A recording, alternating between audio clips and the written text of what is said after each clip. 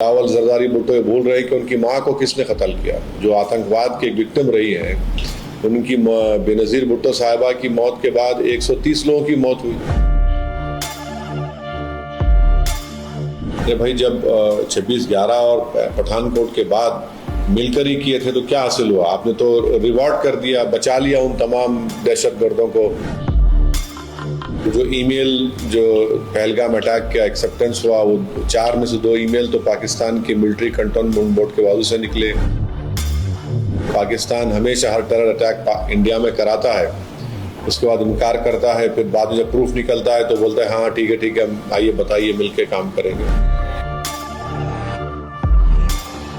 भारत ने दुनिया के सामने पाकिस्तान को बेनकाब किया, आप डेलीगेशन में शामिल थे 4 देशों में, तो कैसा रहा सर आपकी बातचीत जो हुई उसमें आपने क्या बताया और वहाँ से आपको क्या रिस्पॉन्स मिला? नहीं, हम हमारे डेलीगेशन को हेड कर रहे थे जनाब जय पांडा, और हम तमाम ने मिलकर कोशिश की, भारत के मौक़िफ़ को सामने रखा वहाँ पर। भारत की जो सिक्योरिटी कंसर्न्स है पाकिस्तान के टेररिज्म के ताल्लुक़ से, और पहलगाम का वाक़या पाकिस्तान से आए हुए दहशतगर्दों ने किया। हमने उनको बताया कि वो जो TRF ऑर्गेनाइजेशन है, जो LET का नया नाम है, भारत ने यूनाइटेड नेशन सैंक्शन कमेटी 1262 के सामने दिसंबर 23 में, मई 24 और जून में हमने बताया था। और फिर जो ईमेल जो पहलगाम अटैक का एक्सेप्टेंस हुआ, वो 4 में से 2 ईमेल तो पाकिस्तान की मिलिट्री कंटोनमेंट बोर्ड के बाजू से निकले। और जब वहाँ के बाज़ कंट्रीज़ के लीडर्स ने हमसे पूछा कि आप लोग बातचीत क्यों नहीं करते पाकिस्तान से, तो हमने उनको हवाला दिया। 26/11 के बाद भी हमने बातचीत की, उसका कोई हासिल नहीं हुआ।